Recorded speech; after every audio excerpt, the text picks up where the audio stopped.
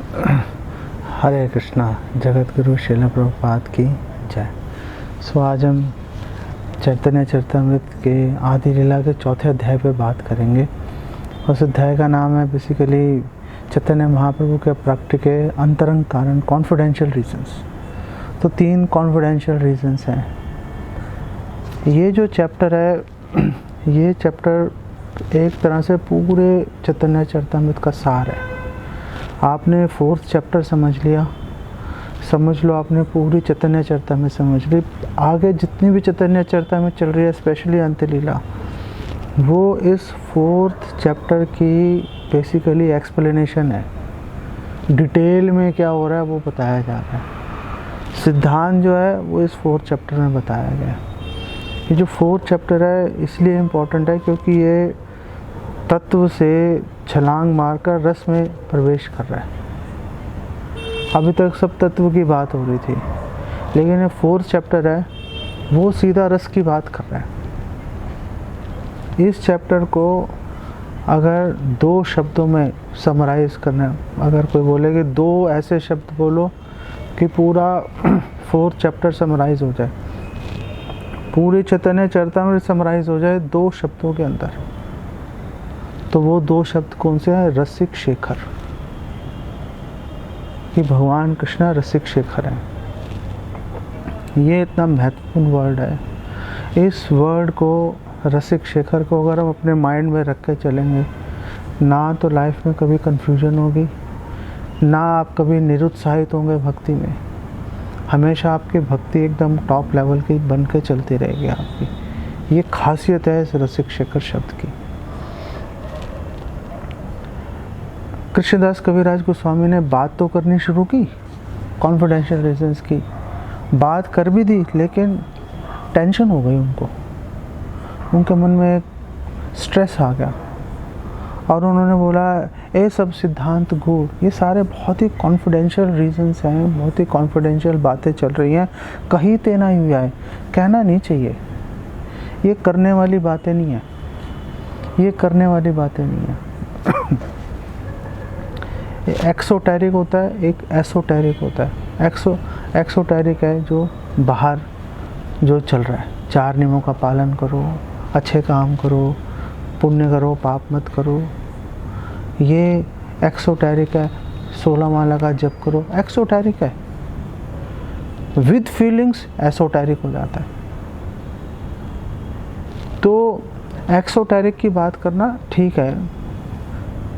भगवद गीता है, उसके जो एक्सोटेरिक जो चल रहा है कि भगवान कृष्ण क्या कह रहे हैं, जो सामने प्रत्यक्ष दिख रहा है, उसकी बात करना ठीक है, लेकिन उसके अंदर और भी डिफरेंट लेवल्स हैं उसको समझने के। तो एक्सोटेरिक मासिस के लिए होता है। पूरी दुनिया में कोई भी आदमी है उसको सुन सकता है, पढ़ सकता है, समझने की कोशिश कर सकता है। एसोटेरिक है, वो एक क्लास के लिए होता है। हर किसी में ताकत नहीं होती उस पर हाथ डाले। चैतन्य चरितमृत वही चीज़ है। और यहाँ पर इस 4th चैप्टर में और आगे पूरी सीसी के अंदर कृष्णदास कविराज गोस्वामी वो चीज़ें एक्सप्लेन कर रहे हैं जो एसोटेरिक है। हर किसी की क्षमता नहीं है, ताकत नहीं है इसमें हाथ डालने की। तो इसीलिए कृष्णदास कविराज गोस्वामी कह रहे हैं, ये सब सिद्धांत गुण कहीं तेना हुआ है, कहने के योग्य नहीं है। ये बात लोगों को समझ में नहीं आएगी, बहुत सबके सामने सार्वजनिक रूप से कहना नहीं चाहिए इसको। ना कहिले के इहार अंत नहीं पाए, लेकिन अगर बोला नहीं तो फिर तो किसी को ये बात समझ ही नहीं आएगी। अभी जो के है ये पूरी दुनिया के लिए, के पूरी दुनिया इस के अंदर आ जाती है। और 2 तरह के लोग हैं इसके अंदर, 2 भागों में विभाजित कर दिया। ये जो के है वो 2 भागों में कैसे विभाजित किया। उन्होंने बोला कि अगर नहीं बोलूँगा तो किसी को बात समझ नहीं आएगी। यहाँ के है यहाँ अंत नहीं पाए, कोई किसी को बात समझ नहीं आएगी। अंत नहीं पाए मतलब इसकी डेप्थ कितनी है किसी को समझ ही नहीं आएगा। जब भगवान बोल रहे हैं सर्वधर्मान परित्यज्य मामेकम शरणम व्रज, तो उसकी डेप्थ क्या है, करना कैसे है। जब तक एक्चुअली में कोई बोलेगा नहीं, कोई करके नहीं दिखाएगा, तब तक उसके मंतव्य क्या है, उद्देश्य क्या है, कितनी डेप्थ है, कोई तो आना चाहिए सामने बताने के लिए। एसोटेरिक कोई तो डेप्थ बताएगा उसकी, तब जाके बात बनेगी ना। तो अब उन्होंने ये संशय खड़ा किया, अब उसका निवारण भी कर रहे हैं, उसका उत्तर लेके आ गए और वो कह रहे हैं कि अतः कही किछु करिया निगूढ़। तो मैं इसको बात तो कर रहा हूँ, लेकिन बात कर रहा हूँ मैं भी, मतलब निगूढ़ सिद्धांत है, और मैं जो बात कर रहा हूँ वो मैं बहुत ही सूत्र रूप के अंदर कर रहा हूँ। मैं भी एक संकेत कर रहा हूँ। पूरी चैतन्य चरितामृत बेसिकली एक संकेत है। उन्होंने कहा मैं आपको एक संकेत मात्र करके बता रहा हूँ। उससे क्या होगा, अब जो दो तरह के लोग हैं संसार के अंदर, वो सुर असुर, जो भगवान विष्णु के भक्त हैं सुर, जो उनसे द्वेष करते हैं असुर। तो बोल रहे हैं बूझी पे रसिक भक्त ना बूझी पे मूढ़, कि जो रसिक भक्त हैं, जो वो क्लासिकल जो क्लास है, जो श्रेष्ठ डिवोटी हैं, जो समझना चाहते हैं, जिन्होंने साधना की है, साधना के माध्यम से शास्त्रों में भक्ति का जो प्रक्रिया है उसके ऊपर, गुरु के ऊपर, कृष्ण के ऊपर जिन्होंने अपनी श्रद्धा पूरी फिक्स कर ली है, जिनके मन में वैराग्य आ गया है, जिनके मन में अब संसार को भोगने की इच्छा नहीं है, रसिक भक्त इसलिए बोला गया है, भगवद गीता 2:59 से आ रहा है कि परम दृष्ट्वा निवर्तते। रसिक भक्त जो होगा, रसिक भक्त की पहचान क्या है? रसिक भक्त की पहचान नहीं है, ये नहीं है कि वो आंखों से आंसू बहा रहा है, कृष्ण नाम सुनते आंखों से आंसू बहने शुरू हो गए। रसिक भक्त की पहचान है उसका इस संसार के भोगों से कोई अब सरोकार नहीं है, कोई लेना देना नहीं है, उसकी भूख मर गई संसार के भोग को करने की, बात खत्म हो गई। जब तक इस संसार के रस को, जो निकृष्ट है, उसको अगर भोगने की इच्छा खड़ी है, तो समझ लो परम दृष्टवा, जो परम रस है, अभी तक उसको दिखाई नहीं दिया अभी तक। क्योंकि अगर दिखाई दे जाता तो फिर वो इस संसार के रस को क्यों भोगता? जिसको भाई घी की चुपड़ी रोटी मिल रही है, वो भाई सूखी बासी रोटी क्यों खाएगा? वो तभी खाएगा जब बीमार हो गया होगा, जब उसको बोलेंगे कि भाई घी की रोटी खाएगा तो मर जाएगा। ये दूसरे तरह के लोग हैं, जो बीमार, रोगी, जो अभक्त हैं। रसिक भक्त जो है उसकी पहचान यही है कि भोग जो है उसको अब उसकी कोई इच्छा नहीं है। इसलिए रूपा गोस्वामी ने बोला कि भुक्ति मुक्ति स्पृहा, ऐसा नहीं है कि संसार में रह रहे हैं। ऐसा नहीं है रसिक भक्त घर में नहीं रह सकते, रह भी सकते हैं, ऐसी कोई बात नहीं। भक्तिविनोद ठाकुर रह ही रहे थे, कोई ऐसी बात नहीं है। लेकिन जो स्पृहा, जो भोगने की इच्छा है, जो मोक्ष की इच्छा है, वो ख़त्म हो जानी चाहिए। अगर वो लेश मात्र भी है तो फिर परम दृष्टवा, इसका मतलब वो परम रस अभी नज़र के आसपास नहीं आया अभी वो, क्योंकि वो आता तो पहली पहचान क्या थी? पहली पहचान ये थी कि भाई संसार के भोग खत्म हो जाएंगे, भोग की मोक्ष की दोनों इच्छा खत्म हो जाएंगी, क्योंकि परम रस पे अब नज़र पड़ गई ना, अब वो दिखाई देगा। अब तो वो कह रहे हैं बूझी बे रसिक भक्त, जो रसिक भक्त है वो बुझबो, वो समझ लेंगे, वो अंडरस्टैंड कर लेंगे कि हाँ भाई क्या बात चल रही है, ना बूझी बे मूढ़। लेकिन जो बेवकूफ़ है, मूर्ख है, अभक्त हैं, वो इस बात को बेसिकली कभी समझ नहीं पाएंगे, वो कभी इस बात को समझ नहीं पाएंगे हो क्या रहा है।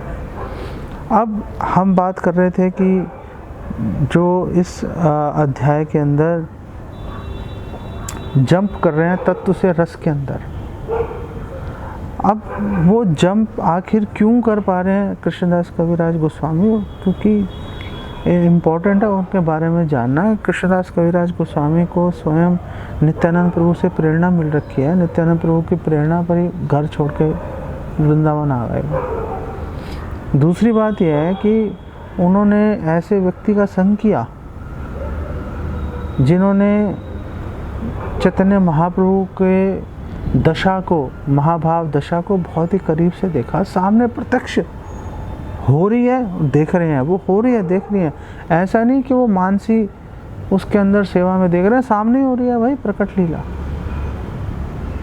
रघुनाथ दास गोस्वामी जब घर से भाग के पुरी पहुंच गए, चैतन्य महाप्रभु ने उनको स्वरूप दामोदर गोस्वामी को सौंप दिया। वो तो चलो सौंप दिया, लेकिन स्वरूप दामोदर गोस्वामी के आश्रय में रहते हुए रघुनाथ दास गोस्वामी ने बहुत ही निकट से चैतन्य महाप्रभु की दशाओं को, उनके भावावेशों को बहुत ही निकट से उन्होंने देखा। उन्होंने देखा कैसे चैतन्य महाप्रभु गंभीरा की दीवारों से अपना मुख रगड़ रहे हैं, सारा खूनो खून हो गए। उन्होंने देखा कि कैसे चारों तरफ 3 जो सेट्स ऑफ वॉल हैं उसको फलांग गए, डिवोटीज आसपास खड़े हैं, किसी को पता नहीं चला, गायब हो गए, समुद्र में छलांग मार दी। उन्होंने देखा कैसे चैतन्य महाप्रभु के रोम छिद्रों से लहू की धारें निकल रही हैं, कैसे उनकी आंख से पिचकारी की तरह जो है अश्रु निकल रहे हैं, कैसे उनके शरीर के सारे अंग जो हैं, जो जितने भी जोड़ हैं वो सारे लूज हो गए, सिर्फ चमड़ी के साथ में अटके रहे, सारे जोड़ ढीले हो गए, उनको लटक गए। और उनको देख के मतलब जो अज्ञानी लोग हैं देख के डर रहे थे, जैसे मछुआरा है जिसके जाल में फंस गए भगवान की दया से, स्वयं भगवान जिसके जाल में फंस गए, तो उसने छू भी लिया उनको, और छू तो एक कृष्ण प्रेम में विवल भी हो गया। उसने सोचा अजीब भूत है, आंखों से आंसू बहे जा रहे हैं, कुछ समझ नहीं आ रहा क्या हो रहा है। तो अज्ञानी व्यक्ति है, अज्ञानी व्यक्ति देख कर डर जाएगा। लेकिन रघुनाथ दास गोस्वामी, स्वरूप दामोदर गोस्वामी, सार्वभौम भट्टाचार्य है, ये सारे जो वहाँ पर जो उनके निकट अंतरंग पार्षद हैं, वो तो सब देख रहे थे गदाधर पंडित कि भाई क्या चैतन्य महाप्रभु, आखिर उनके मन में क्या भावनाएं चल रही हैं, क्या हो रहा है। तो ये जो जब चैतन्य महाप्रभु अंतर्धान हो गए तो उनके कई पार्षद अंतर्धान हो गए, तो रघुनाथ दास गोस्वामी फिर पुरी छोड़कर वृंदावन आए। वहाँ पे रूपा गोस्वामी, सनातन गोस्वामी से मिले, उनसे परमिशन लेकर गोवर्धन जी के वहाँ रहना शुरू किया। स्तवावली में उन्होंने ऐसी प्रेयर्स की हैं गोवर्धन जी के ऊपर, और भगवान से अनेक प्रकार की प्रार्थनाएं की हैं, गिरी गोवर्धन से अनेक प्रकार की प्रार्थनाएं की हैं जो कि उनके भावों को प्रदर्शित करती हैं। ऐसे रघुनाथ दास गोस्वामी से कृष्णदास कविराज गोस्वामी ने सुना चैतन्य महाप्रभु के बारे में, तभी तो वो लिख पाए, तभी कृष्णदास कविराज गोस्वामी सारे जो वक्तव्य है उसको लिपिबद्ध कर पाए। तो रघुनाथ दास, तो ये जो चैतन्य चरितामृत है ये बेसिकली चैतन्य महाप्रभु के भाव तो हैं, लेकिन इनको व्यक्त करने में स्वरूप दामोदर गोस्वामी की कृपा के बिना संभव नहीं हो सकता। रघुनाथ दास गोस्वामी की जो उन्होंने प्रत्यक्ष दर्शन किए, जो उनकी अपनी अनुभूतियाँ हैं, उसके बिना बेसिकली संभव नहीं है। तो हमें गुरु परंपरा का भी बहुत आभार प्रकट करना पड़ेगा कि हम तक ये नॉलेज, ये जो एसोटेरिक, जो बहुत ही गुह्य रसिक, जो रस से भरा हुआ जो ज्ञान है, ये विज्ञान है जो, वो हमारे तक पहुंचा दिया। अब हम इसको समझ पाएंगे, नहीं समझ पाएंगे। अब हम लोग अब भक्तों की कैटेगरी में है या भक्तों की कैटेगरी में है भूजी हुए रसिक भक्त। अब केवल भक्त होना ही पर्याप्त नहीं रहा, रसिक भक्त होना पड़ेगा, श्रेष्ठत्व की तरफ जाने का प्रयास करना पड़ेगा।